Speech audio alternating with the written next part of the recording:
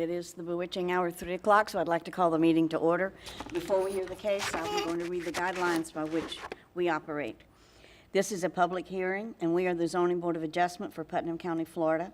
We operate under the authority of Articles 11 and 12 of the Land Development Code as amended.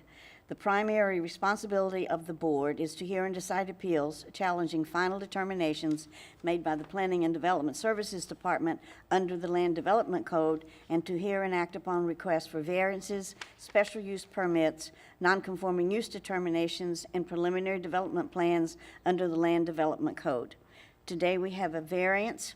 A variance is relaxation of the requirements of the zoning code in a particular case where, because of unusual circumstances, a literal enforcement of our zoning code would result in undue or unnecessary hardship. The zoning code permits us to authorize variances only for height, size of structure, size of yards, and open spaces. If we grant a variance, we may impose reasonable conditions on the use of the property, which must be satisfied if the variance is to remain valid. The standards we use in deciding whether or not to grant a variance are listed in Section 45-833 of the Land Development Code. I am going to skip the section on the special use permit because we do not have one today. Okay, procedurally, we will call each case by name and number. A member of the staff will then briefly explain to us the nature of each request. We will then take any comments from the applicant or their representative, followed by any public comments concerning the request. Please direct all comments or statements to the board and not to other people in the audience. Before speaking, we will ask each person to be recognized, come forward to the lectern, and identify his or herself by name and address. After all persons wishing to speak have been heard, we will entertain a motion from the board. This motion will be voted on by board members and become our final order. Any decision made by this board can be appealed to the circuit court. However, any appeal must be filed within 30 days after the Board of Adjustment has rendered the final order which is being appealed. Are there any questions? Okay, before the first case is heard, all those wishing to speak will need to be sworn in. So will the notary please administer the oath?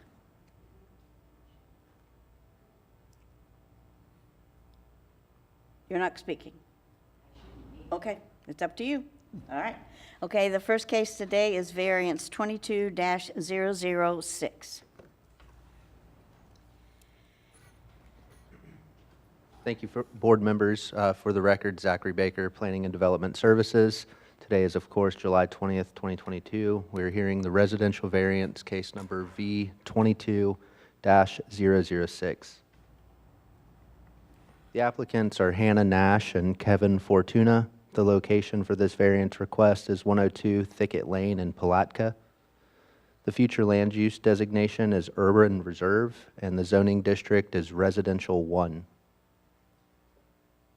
Some background to the property: the subject parcel is a total of 0.52 acres. It's located within the Thicket replat of the Rottens recorded subdivision. The lot meets the dimensional requirements of the zoning district and has been developed with a single-family residence and accessory structures, including an in-ground pool. All existing improvements conform to the requirements of the Land Development Code. The existing pool conforms to the allowed reduced setbacks stipulated by LDC Section 45-503, subsection C7.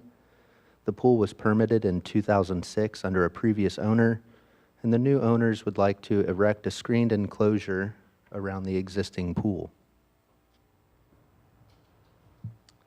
The applicant is requesting a variance to allow reduced setbacks to the rear principal building setback from 20 feet to 12 feet, equaling an 8-foot reduction.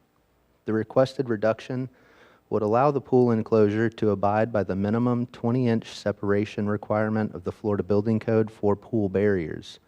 The barrier around the pool shall be at least 20 inches from the water's edge to prevent a young child or medically frail elderly person from immediately falling into the water. The Land Development Code does not offer any provision for enclosing a lawfully permitted in-ground pool, and the screened enclosure is required to abide by the principal building setbacks. The proposed enclosure would not attribute to an increase in impervious surfaces within the property. The proposed reduction still provides enough room to conform with the intent of building setbacks, which ensure healthy functional, safe, and attractive development, protection of natural resources, provide adequate access to parcels or lots, and avoid adverse effects on surrounding properties. This is an aerial image of the subject property. Please keep in mind that the GIS mapping system that we use is often a little bit skewed, so the pool is not directly on the property line. In fact, it's 15 foot from the rear property line and about 12 foot from the north property line. Here's a map showing the residential 1 zoning district. As you can see, it abuts a residential 2 zoning district directly east of it. Here's the map of the future land use depicting urban reserve. The wetlands map would show that there does not appear to be any jurisdictional wetlands within the property or surrounding the property. FEMA flood zone map depicts that it's entirely FEMA flood zone X, which is not a special flood hazard area. And for the purposes of conformity, I've also included a map with surrounding pools. It may be difficult for you to see, but there's a little P icon on each property within the neighborhood that has a pool, and many of those pools are enclosed with a screened enclosure as well. Here's a site plan that the applicant submitted showing a survey of the property, the setbacks of the pool, and where the screened enclosure is roughly going to end up. The variance request is the only provision in the Land Development Code to allow the property owners to enclose the existing conforming swimming pool. Staff is recommending approval of the setback reduction from 20 feet down to 12 feet with the following condition. The edge of the proposed screened enclosure shall not encroach into the rear principal setback more than 8 feet. Compliance with this requirement shall be shown conclusively on the building permit submitted for the screened enclosure and will be checked during inspections. The variance is the only way the property owners can increase the safety of the swimming pool. I'm happy to answer any questions. Any questions for staff? Okay, all right, thank you, sir. Before we proceed, let's do a site visit roll call. Also, let's make sure that we divulge any ex parte communication when your name is called. Earl Ballengee, Yes. Mark Fisher, Yes. Linda Osborne, Yes. Mary Ratliff, Yes.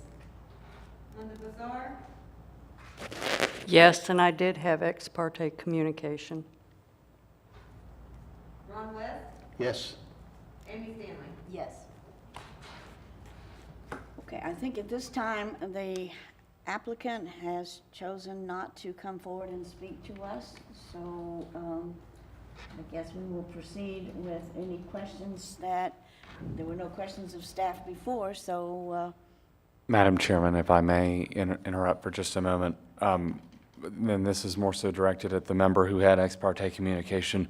Will that affect, if I may direct the question toward her, will that affect your judgment in this case? No. Okay, okay, thank you. that's all. All right, Thank you. it is, at this time, I'm supposed to ask about people wishing to come forward and speak in favor and opposition, but there's no one in the audience that's going to come forward, so I guess we will close it to the public and open it up for board discussion and motion. Madam Chairman, I move we approve variance 22-006